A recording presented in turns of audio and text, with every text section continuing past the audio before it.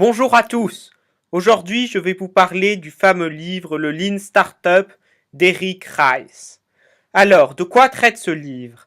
Beaucoup de gens, lorsqu'ils créent leur entreprise, commencent par y investir plein d'argent. Ils investissent parfois les économies de toute une vie.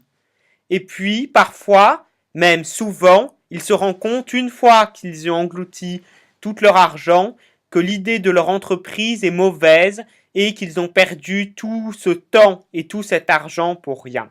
Ce que propose la méthode Lean Startup, c'est plutôt, dès qu'on a une idée, d'essayer de la tester concrètement sur le terrain avec le moins d'argent possible. Et seulement une fois qu'on a vu si l'idée marche à peu près ou pas en l'ayant testé, on peut commencer à y investir des sommes d'argent importantes. Et c'est assez intéressant parce que cette méthode est assez contre-intuitive. Le réflexe de la majorité des gens, c'est plutôt dès qu'ils créent leur entreprise d'y mettre immédiatement tout l'argent disponible.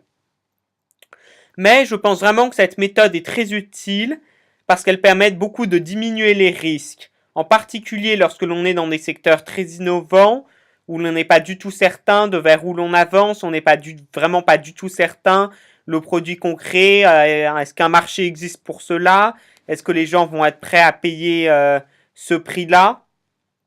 Eh bien à ce moment-là, le Lean Startup permet d'éviter de gaspiller son temps et son argent dans des idées qui n'ont aucune chance de réussir. L'auteur donne pas mal d'exemples de l'application à des grandes entreprises et aussi de contre-applications.